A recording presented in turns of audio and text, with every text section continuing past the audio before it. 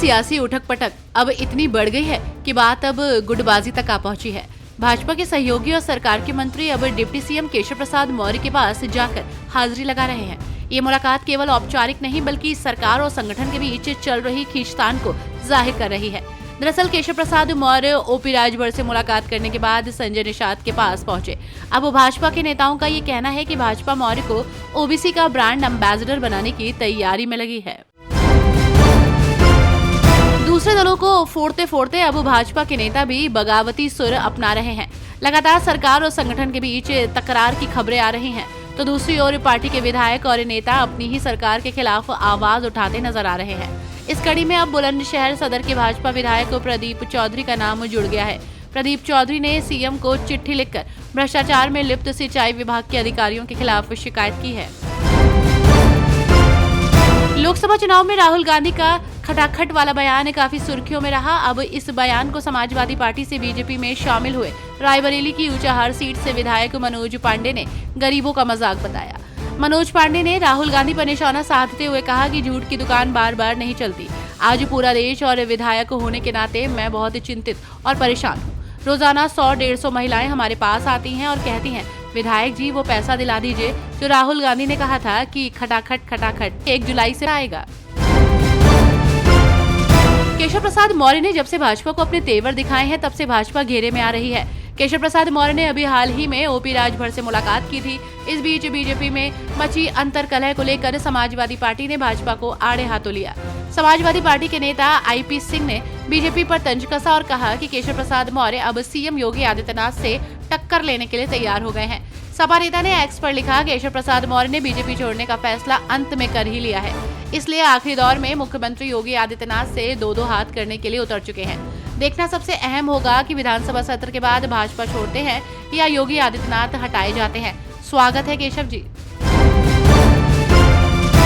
संगम नगरी प्रयागराज की करछना सीट से बीजेपी के विधायक और यूपी विधानमंडल में पार्टी के सचेतक पीयूष रंजन निषाद ने मंगलवार को पेश हुए आम बजट को लेकर विपक्ष के नेता राहुल गांधी और समाजवादी पार्टी के मुखिया अखिलेश यादव पर निशाना साधा है। उन्होंने कहा कि ये बजट गरीबों, किसानों, मजदूरों, युवाओं और महिलाओं के साथ ही समाज के सभी वर्ग के लिए है। पीयूष रंजन निषाद के मुताबिक ये बजट प्रधानमंत्री नरेंद्र मोदी के विकसित भारत के संकल्प को पूरा करने की दिशा में एक बड़ा कदम है।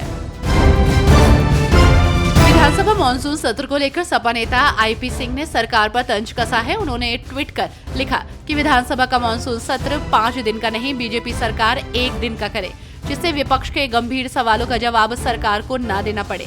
1 वर्ष में विधानसभा का सत्र 90 दिन से ऊपर चलना चाहिए, ऐसे नियम है, पर बीजेपी ने सब ध्वस्त कर दिया। उनके मंत्री विधानसभा तक नहीं जाते, घर से सरकार चलाते हैं। संसद में पेश हुए आम बजट को लेकर लगातार विपक्ष सरकार पर तंज कस रहा है, तो वहीं इसी कड़ी में कांग्रेस प्रवक्ता सुप्रिया श्रीनेत ने ट्वीट कर बजट पर सवाल खड़े किए और लिखा, ये बजट भारत के संघीय ढांचे के खिलाफ है, कई राज्यों के साथ भेदभाव किया गया है, आम जनमानस के खिलाफ है, मध्यम वर्ग और गरीबों को लूटने वाला बजट है। इसी अन्याय के खिलाफ इंडिया गठबंधन के सांसदों ने संसद परिसर में विरोध प्रदर्शन किया। हमारी लड़ाई सड़क से संसद तक जारी रहेगी।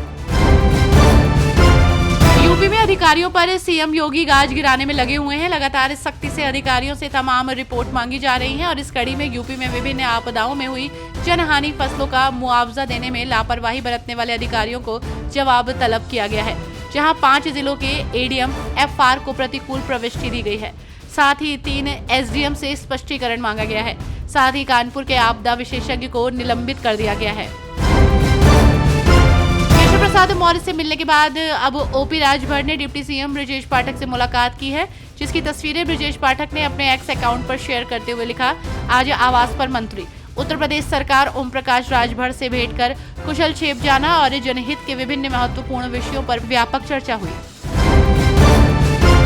अलीगढ़ मुस्लिम विश्वविद्यालय के कैंपस में फायरिंग का मामला सामने आया है। जानकारी के मुताबिक 2 कर्मचारियों पर फायरिंग की गई है। घटना के बाद एएमयू सुरक्षा कर्मियों ने 2 हमलावरों को पकड़ लिया है। इसके अलावा फायरिंग के दौरान घायल दोनों लोगों को मेडिकल कॉलेज में भर्ती कराया गया है। पुलिस मामले की जांच कर रही है।